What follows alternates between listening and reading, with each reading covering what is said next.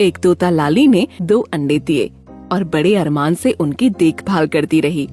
वो जब कहीं बाहर जाती तो उसका जीवन साथी लाला तोता अंडों की देखभाल करने के लिए खोड़र में आकर बैठ जाता। इस तरह ये क्रम चलता रहा। एक दिन लाली तोता बाहर गई हुई थी और उसका पति लाला खोड़र में बैठा हुआ था। उसी समय एक भयंकर सांप पेड़ पर चढ़कर वहां पहुंच गया। तोते को देखकर वो सतर्क हो गया। तोता लाला भी अंडों की रक्षा हेतु लड़ने के लिए तैयार हो गया। दोनों में लड़ाई शुरू हो गई। दुष्ट सांप, यहाँ से चले जा, वरना तेरी खैर नहीं। तू हट जा, वरना अंडे के साथ तुझे भी खा जाऊंगा। इसके बाद फिर लड़ाई होने लगी।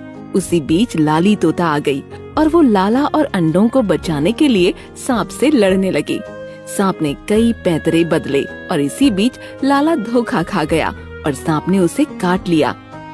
जहर का असर होने लगा। इसी बीच लाली ने क्रोध में आकर सांप को कई जगह चोंच से मार दिया। अंततः सांप भाग गया, लेकिन लाला जहर के प्रभाव से गिरकर तड़पने लगा।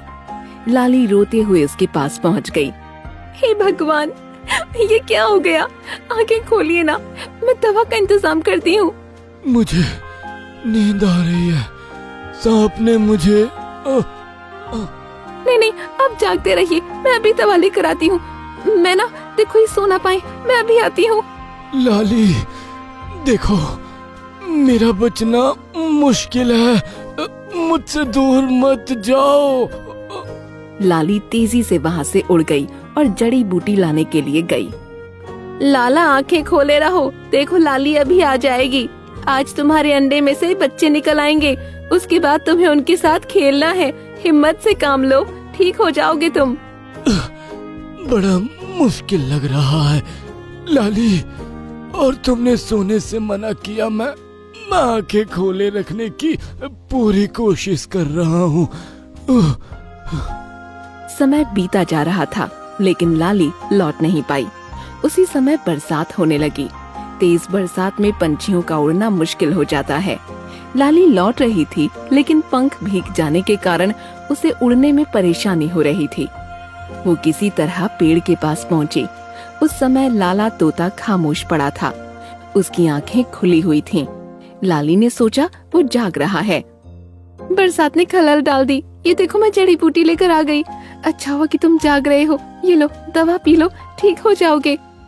लाली ने जैसे ही लाला को छुआ, वो कुछ न बोल पाया, क्योंकि उसके प्राण पखेरु उड़ चुके थे। पास में बैठी हुई मैना भी बहुत दुखी हो गई। जीवन साथी की साक्षात मौत देखकर लाली पूरी तरह से टूट गई। उसकी आंखों के आगे अंधेरा छा गया। उसी दिन लाली के अंडे में से बच्चे निकल आए, लेकिन अफसोस, अपने पिता के दर्शन नहीं कर पाए। लाली ने भारी मन से उन्हें पालना शुरू कर दिया। एक दिन पेड़ के पास किसी पक्षी के दर्द से कराहने की आवाज सुनाई पड़ी।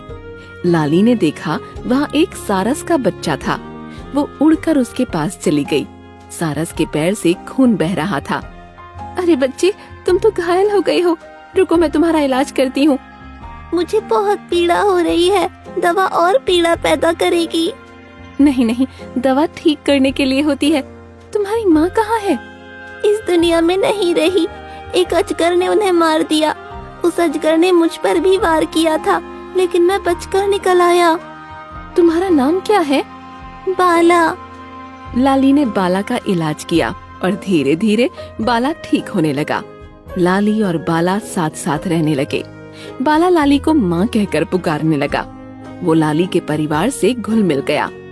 एक दिन लाली बाहर गई हुई थी और जब लौट कर आई तब उसने देखा कि बाला की चोंच में खून लगा हुआ है। वो चौंक गई। उसने खोड़र में झांका तो पूरी शांति थी। उसने समझा कि बाला ने उसके बच्चों को मार दिया। वो गुस्से में लाल हो गई और बाला पर टूट पड़ी।